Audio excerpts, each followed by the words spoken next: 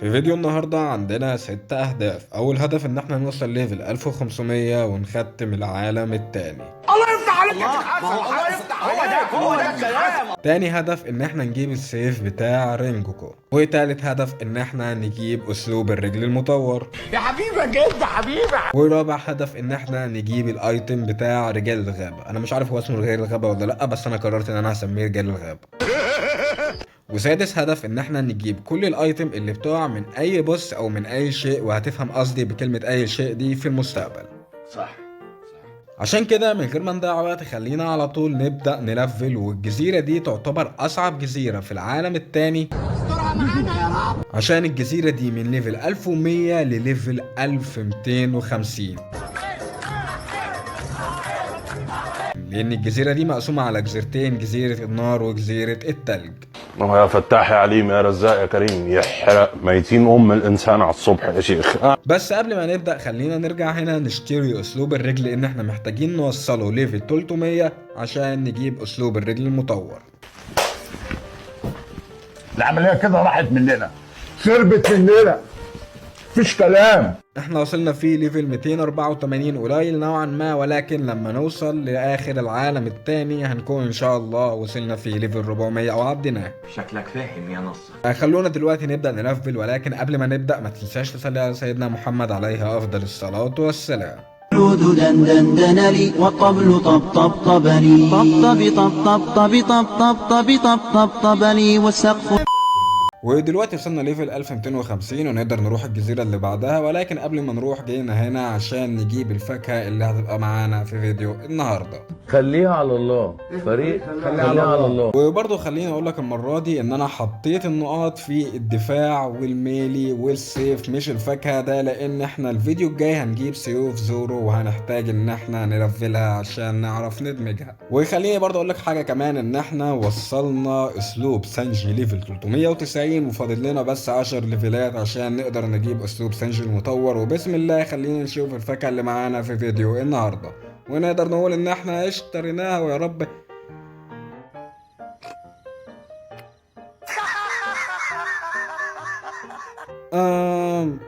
السند يعني هو بصراحة انا ما استعملتهاش قبل كده كتير، او ما اعتقدش اصلا ان انا استعملتها قبل كده، ولكن يعني احسن ما يطلع لنا البومب كده او يطلع لنا حاجة معفنة. استقصدي. فنقدر نقول دلوقتي ان دي الفاكهة اللي معانا في فيديو النهاردة، وهي فاكهة السند. حياتي بقت اجمل بكتير، انا حسيت فعلا بالتغيير. ودلوقتي خلينا نروح على الجزيرة اللي بعدها. 2 hours later. طيب وصلنا دلوقتي للمكان اللي بعده اللي هو السفينة. وانا في اول الفيديو قلت ان هما 6 اهداف بس، وانا نسيت ان هما 7، لان الهدف السابع ان احنا نجيب كل الايتمز اللي بتتباع بالاكتوبلازم اللي احنا بنجيبه من البوتات او الام بي سي اللي موجودين في السفينة. فعشان كده من غير ما نضيع وقت عليك خلينا نبدأ نلفل عشان نروح المكان اللي بعده. سقف سق لي والرقص قد طاب إلي شوى وشاهش على ورقص فرجلي وغرد. طيب وعندي دلوقتي بتاع 4-5 حاجات عايز اقولهم. بس هي ايه؟ هو هيصل في الكلام ولا ايه؟ اول حاجة ان احنا وصلنا ليفل 1350 ونقدر نروح الجزيرة اللي بعدها. تاني حاجة ان احنا فتحنا بالفعل كل الحاجات وكل المهارات اللي موجودة في الفاكهة. تالت حاجة ان احنا وصلنا اسلوب سانجي ليفل 450 ونقدر نجيب اسلوب سانجي المطور. رابع حاجة ان احنا جمعنا اكتر من 380 اكتوبلازم ونقدر نشتري كل حاجة موجودة في السفينة اتوقع يعني. كفايه بقى. وخامس حاجة والاخيرة واهم حاجة ان في واحد راس بنتيتش تاني وانا رحت حاربت معاهم وجالي 1500 فراجمنت، والاهم منها ان انا جالي كمان واحدة دارك فراجمنت. الله اكبر عليك، ايه الحلاوه دي؟ طبعا لو انت مصدوم زي ان احنا جبنا 2 دارك فراجمنت واحنا لسه اصلا في العالم التاني، انا مش عارف اقول انا مصدوم يعني انا مصدوم اكتر منك اصلا لدرجة ان انا مش عارف اتكلم. ده جاي يحرق دمي يا دي انت جاي تحرق دمي. على العموم خلينا دلوقتي نعمل اول حاجة من ال7 حاجات اللي احنا قلنا ان احنا عايزين نعملهم، وان احنا نشتري كل الحاجات اللي بالاكتوبلازم. اول حاجة هنيجي للراجل ده، هو بيبيع تقريبا القناع والله اعلم، الغول ماسك 50 اكتوبلازم، ونقدر نقول ان احنا اشتريناه. وده هو قناع الغول. بصراحة مش عارف ايه فايدته، ولكن اعتقد ان هو احسن من بتاع جيرمي، فخلينا نلبسه. لا هتغلط هنغلط يابا. وخلينا نروح على تاني حاجة، وهي ورا الراجل ده. هننزل من هنا كده وهنلاقي الراجل اللي بيبيع انا عارف والراجل موجود هنا دوت تقريبا بيبيع جن، بس مش عارف هو ايه بالظبط. ب25 بس يا خرابي، وانا اللي عمال اجمع. اوكي، وده هو الجن. ملوش اي 600 لازمه. طب ازاي يعني عايز يعني حاجه ملهاش قيمه، ولكن المهم ان احنا جبناه عشان احنا بنجيب كل حاجه موجوده في كل بلوكس فروت. وخلينا بقى نطلع نشتري الحاجه اللي عجباني اكتر من كل دول شكلا وقوه. بصراحه ما اعرفش قوه اني ما لعبتش بيها قبل كده. ايه ده؟ ولكن هو عامه اشياء عظيمه. هنخش هنا كده وهنلاقي عمنا ده، وهو بيبيع السيف بتاع الاكتوبلازم تقريبا ب100. اوكي، ما اسموش اكتوبلازم اصلا. الكسفه اللي انت فيها يا حازم. بصوا يا جماعه السيف شكله جامد ازاي. يعتبر افخم سيف في اللعبه بالنسبه للسيوف المجانيه. سيف جامد واسطوري وشكله عظيم، وده اول سيف ليجندري نجيبه في العالم التاني. على العموم خلينا دلوقتي نروح الجزيرة اللي بعدها، واعتقد انها الجزيرة اللي فيها اسلوب سانجي المطور، واللي فيها سيف رينجوكو. أنا في الطريق أستطيع الحياة بلا ما لدي عائلة وأصدقاء. هضطر ان انا اتخلى عن السفينة لاني مش عارف اتعدي الجسر. يعني اول مرة اصرف واتكلف واشتري السفينة اصلا وقعت في المية. موت بقول لك ما تموتش مش هيرجع الطريق ده كله. استنى اطلع وغلاوة امك. طيب شكرا جزيلا يا محترم، شكرا. طيب وزي ما توقعت الجزيرة اللي بعدها هي الجزيرة اللي فيها ادميرال التلج. وانا بالفعل يا جماعة لعبت خلف الكواليس عشان اعرف افتح الباب ده، وجبت المفتاح بتاع المكتبة. ولكن المفتاح بتاع سيف رينجوكو انا لسه ما جبتهوش، والبوس مرسبن دلوقتي، فخلونا كده نموته على امل ان يدينا السيف. حلوه يا ولد. او دقيقة يعني قبل ما نموته خلينا نيجي الاول نشتري الاسلوب بتاع سانجي المطور. ولو انت مش عارف فهو هيحتاج 5000 فراجمنت وتقريبا 3 مليون. اوكي 250 مليون فلوس. وانا بالفعل كنت مجمع الفراجمنت قبل ما ابدا الفيديو دوت، غير ان احنا جبنا 1500 فراجمنت من تيتش. فخلينا نشتري الاسلوب، ونقدر نقول كده وبكل فخر ان احنا جبنا اسلوب سانجي المطور.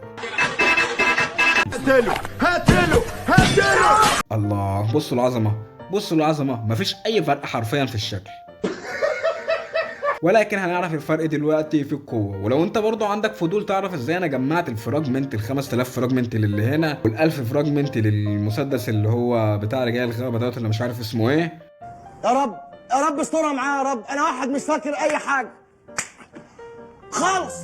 فخليني اقول لك ان انا جمعتهم من الرايد. هتقول لي ازاي عملت رايد بمستواي الحالي ده؟ فخليني اقول لك ان بالصدفه دخل معايا واحد محترف مجهول، حرفيا مجهول، انا ما اعرفش مين ده يا جماعه. حلوه يا ولد. ايه ده ثبتني، صدقتك واقتنعت. وبالصدفه برضو الشخص ده قرر ان هو هيساعدني ان انا اعمل 6 رايد، اللي هو سبحان الله ال6 اللي انا محتاجهم بالظبط. سبحانه يا ولاد.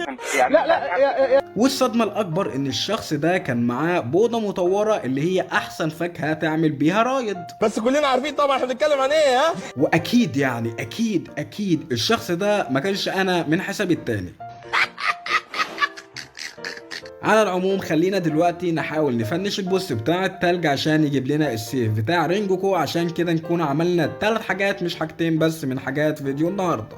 2 hours later. طيب وللاسف المفتاح بتاع سيف رينجوكو ما وقعليش، ولكن وقع لي مفتاح المكتبه تاني، وانا مش عارف اعمل ايه دلوقتي بالمفتاح ده. كيكه الباب مفتوح، هحط فين المفتاح ده دلوقتي؟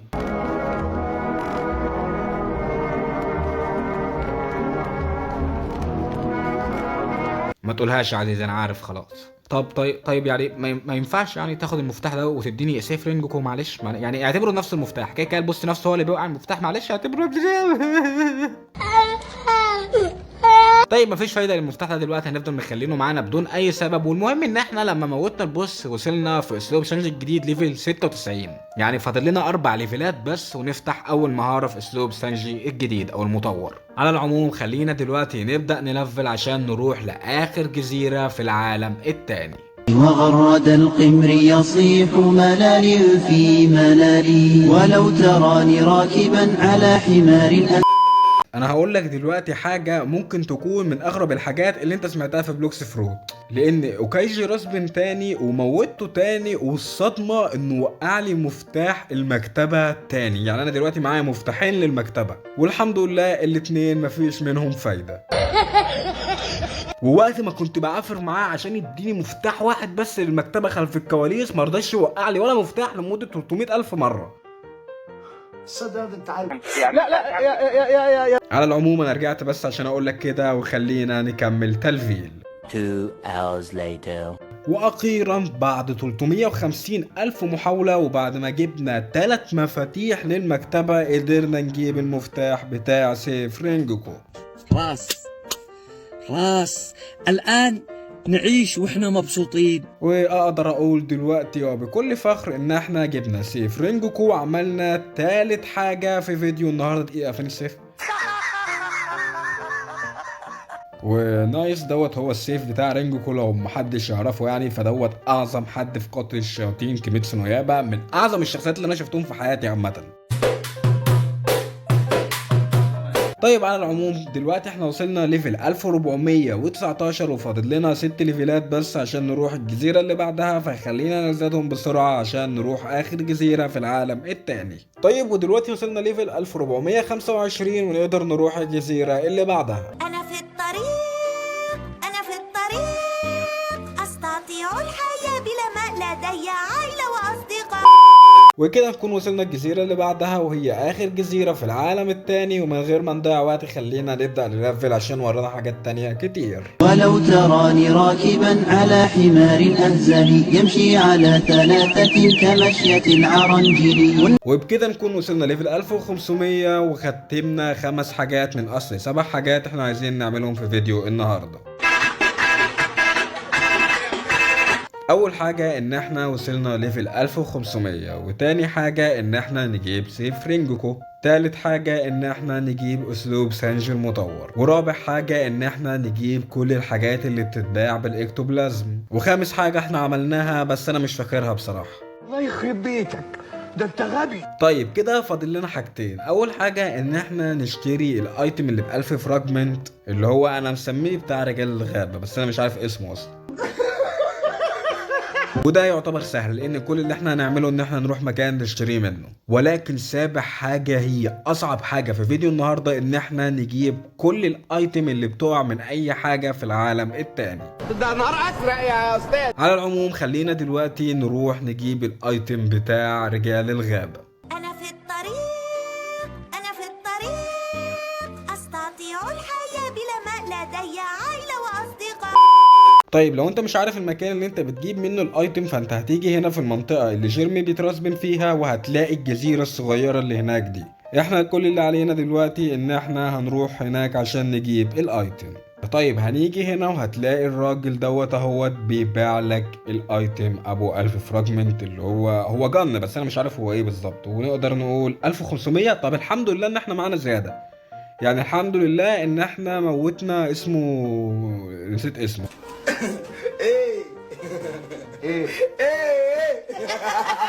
وهو دوت الايتم اللي ملهوش اي 600 لازمه.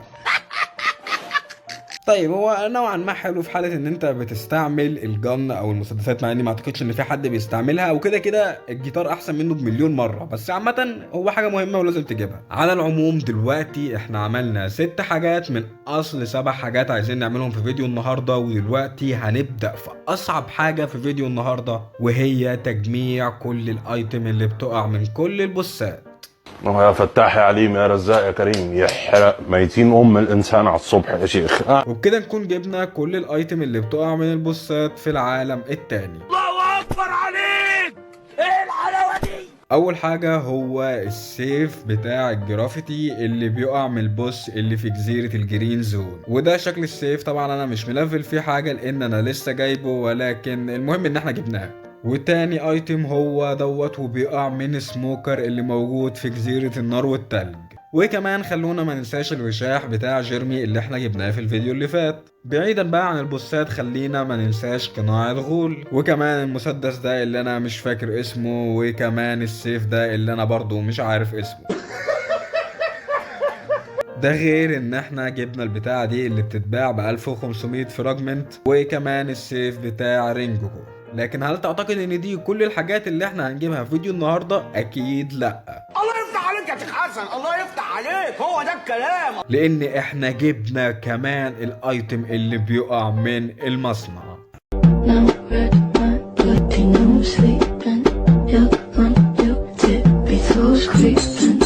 طبعا الايتم ده انا بصراحة مش عارف نسبته، ولكن هي مش 100%. انا مش عارف هل نسبته عالية ولا لا، ولكن بصراحة يعني انا جبته بسهولة. يعني انا جبته تقريبا من 3 مرات.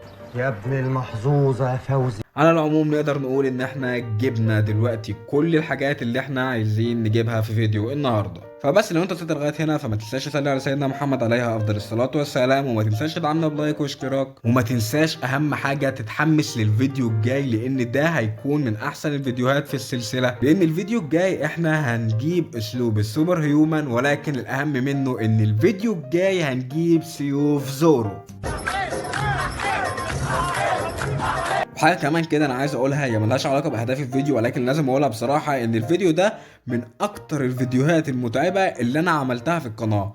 مع ان الفيديو ممكن يكون عندك بتاع 10 دقايق 15 دقيقه تلت ساعه بالكتير قوي، ولكن انا ممكن اصدمك دلوقتي واقول لك ان الفيديو ده متصور اصلا على يومين. اكتر حاجه تعبتني فيه هي الايتم اللي بتقع من البوستات، حرفيا خدت مني وقت كتير قوي. يعني انا حظي تعيس.